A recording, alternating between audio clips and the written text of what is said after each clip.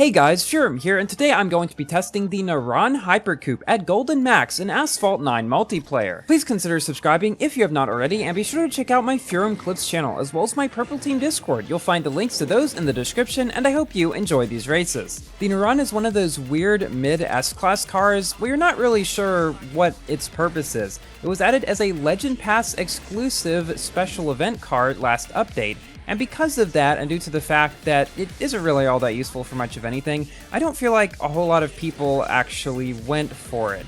In my video about the max stats of the cars of the update when this was added, I said that it was similar to the Valkyrie in terms of stats, with having slightly better acceleration and top speed, but slightly worse nitro and handling. And yeah, most of its stats aren't that bad. It actually has one of the higher accelerations in the game at above 85. The handling and the nitro are both above 60, which are respectable. The top speed, though, just isn't particularly amazing. It goes 247 miles per hour at max, which is certainly on the lower end of S-Cars. And due to that reason, it's definitely not going to be a king. I mean, that much was pretty obvious, but I'm not really sure it will even do all that great in regular S-Class multiplayer. I think it will do fine up to a point, but when you start seeing Zenvos and Infernos and stuff like that, it's really not going to be able to hold much of a candle to them. You see, this car's drifting is actually not all that great. It's not bad, but it's not great either. Some have compared this car to the Bugatti DIVO, and I can say that, yeah, it feels pretty similar when driving it to that car. Now, the nice thing about it was that it had a purple color option in the default color settings.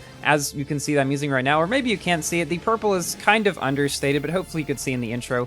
And speaking of purple standard colors, the new McLaren GT also has one that is very bright purple and very similar to the kind that I would put on most of my cars. Now, speaking of the McLaren GT, I'm recording races for that car in its multiplayer season. That will likely be one of my next videos, and I'll be probably unlocking it as well, because it is the best car in its class of the update and one of the best cars in Class C. I have the current kings of Class C already, like the Aranera and the 599XX Evo Maxed and the Gallardo at 3 stars, but I feel like it would be good to get this one for future-proofing, let's just say. A few days ago, at the beginning of the British Tour season, Gameloft released an article on AsphaltLegends.com where you can find all the patch notes and everything about how the new structure in this season will operate, and I want to talk a little bit about that now. Gameloft calls it an interconnected multi-event. It'll take you through 3 stages, each of which will be for a different car, the first of which will be for the McLaren GT, the second will be for the Senna GTR, and the third will be for the Jaguar XJ220S TWR. Now, each of these stages will have 3 main events, the first of which is a star hunt, which works like a car hunt, but with better card packs, they say, and from what I've heard, this is indeed true. People have been getting better drop rates there than they have in regular car hunts, and they say that here you should get your card to 1 star. Now, in the Grand Prix, you're going to be able to get blueprints for the McLaren GT and the Senna GTR because those are not key cars, but the Jaguar XJ220S TWR will require a key. Then the third event will be a passport event, where you race with cars of the previous stops and beat the times. You'll be able to get extra blueprints, tokens, and credits, and players that already have the previous event cars unlocked can win additional blueprints. So this is kind of a way that in later stages you can get even more blueprints and stuff for cars of earlier stages, and perhaps build up your depositories of tokens and credits as well. Then finally we'll have an epic hunt, where you can get epic parts for all the event cars, and you need to have its car unlocked for this. So, since there is such a big emphasis on unlocking cars here, I will most likely at least be trying to unlock every car in this season. Probably not starring them up a lot, as none of them are particularly amazing, and I'm trying to save my tokens for something really good. So I will not be trying to star them up a lot, but I will definitely be trying to unlock them and just see how far I can get. Now, throughout all of this, there will be weekly Rampage events to unlock the new Lotus Emira and car hunts for the Continental GT, the Aston Martin V12 Speedster, and the McLaren P1, which will all be useful in the final stage of the British Tour event, the Ultima RS special event. And they make it very clear that all 4 British Tour cars and some car hunt cars from the season will be necessary to win the Ultima RS. So if that's a car that you really want to get, definitely do that. And here, I do like a wheelie thing, and then I finally 360 out of it.